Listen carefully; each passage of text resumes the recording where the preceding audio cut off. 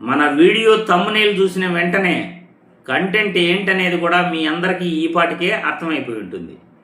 ఒక్కసారి సోషల్ మీడియాలో ట్రోల్స్ అవుతున్న ఈ వీడియో చూసిన తర్వాత మళ్ళీ మనం విశ్లేషించుకుందాం.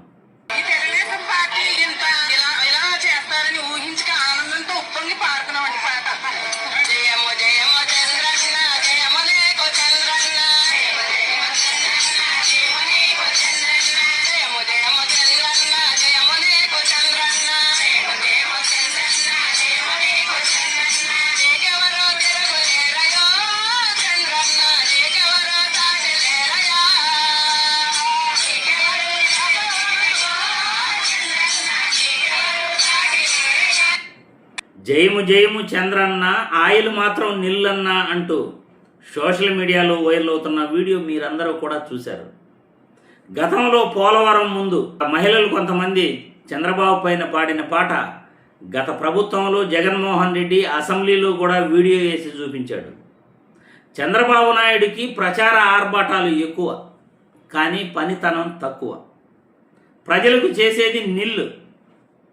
చంద్రబాబు నాయుడు ప్రభుత్వం ఎలా ఉంటుందో ప్రచారం రూపంలో తనకు తాను పొగిడించుకునే కార్యక్రమం గతంలో చేసిన చంద్రబాబు నాయుడు గారు ఈరోజు రాష్ట్రంలో పెట్రోల్ డీజిల్ లేక పెట్రోల్ బంకులు నో స్టాక్ బోర్డులు వేస్తే కొన్ని పెట్రోల్ బంకుల వద్ద క్యూ లైన్లో కిలోమీటర్ల వెంబడి జనాలు ఇక్కట్లు పడుతుంటే దేశంలో ఎక్కడా లేనటువంటి పరిస్థితి ఆంధ్రప్రదేశ్ రాష్ట్రంలో పెట్రోల్ బంకుల దగ్గర చాలా ఘోరమైన పరిస్థితి మనం చూస్తున్నాం. గత 2-3 రోజుల నుండి కూడా ప్రభుత్వం ఏం చేయలేక చేతులు ఎత్తేసింది. దాదాపు కూడా చాలా పెట్రోల్ బంకులు నో స్టాక్ బోర్డులు ఉంచాయి. కొన్ని పెట్రోల్ బంకుల దగ్గర కిలోమీటర్ల దూరం జనాలు వాహనాలతో క్యూ లైన్లో ఇబ్బంది పడుతున్నారు. ముఖ్యంగా యాత్రికులు తిరిగే పిలిగ్రిమ్స్ సెంటర్లలో భక్తులు నానా అవస్థలు పడుతున్నారు. ఎందుకంటే పెట్రోల్ బంకుల దగ్గర గంటలు వెయిట్ చేస్తుంటే యాత్రికులు ఆ పెట్రోల్ బంకుల దగ్గర వాళ్ళు ఆ వాహనాల్లో ఎంత అవస్థలు పడుతున్నారో, మండు టెండల్లో ఎన్ని ఇబ్బందులు పడుతున్నారో ఇక చెప్పాల్సిన అవసరమే లేదు. ప్రభుత్వం చర్యలు తీసుకోవాలంటే ఖచ్చితంగా 24 గంటల్లో ఈ సమస్యను పరిష్కరించవచ్చు. కానీ ప్రభుత్వం ఆ సమస్యను పరిష్కరించలేక చేతులెత్తేసింది. రియల్ గవర్నెన్స్ ఎలా ఉంటుందో చూపిస్తాను అన్న చంద్రబాబు ఈరోజు అసలు ప్రభుత్వం నడిపే విధానాన్ని పూర్తిగా ఆయన మర్చిపోయాడు అని ప్రజలందరూ కూడా అంటున్నారు. ఎందుకంటే రాష్ట్రంలో పరిస్థితి పూర్తిగా అధ్వానమైన పరిస్థితి. ఆర్థిక పరిస్థితి బాగలేదు, చేతిలో చిల్లి గవ్వలేదు. ఎక్కడ చూసినా మందు విచ్చలవిడిగా యోర్లై పారుతూ ఉంది. ఇసుక మాఫియా, మద్యం మాఫియా, ఇప్పుడు పెట్రోలు డీజిల్ మాఫియా నడుస్తూ ఉంది అని ప్రతి ఒక్కరూ కూడా అనుకునేటటువంటి పరిస్థితి.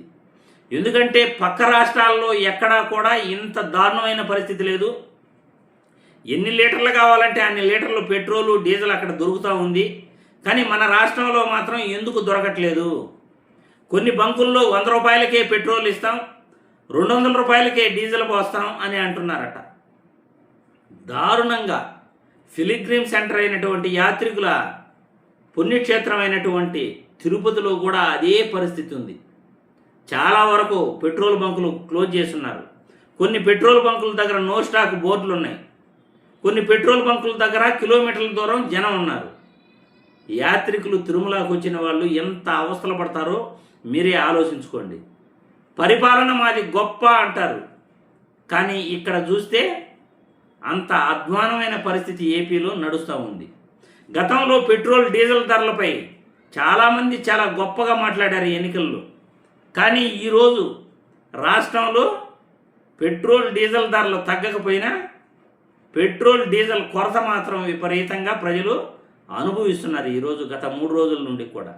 ఇదేనా పరిపాలన అంటే, ఇదేనా మీరు ఇచ్చిన హామీలంటే అని సోషల్ మీడియాలో నెటిజన్లు ట్రోల్స్ చేస్తున్నారు. మరి మీరు మీ అభిప్రాయాలని కామెంట్ రూపంలో తెలియజేయాల్సిందిగా వీడియో ద్వారా కోరుతున్నాను.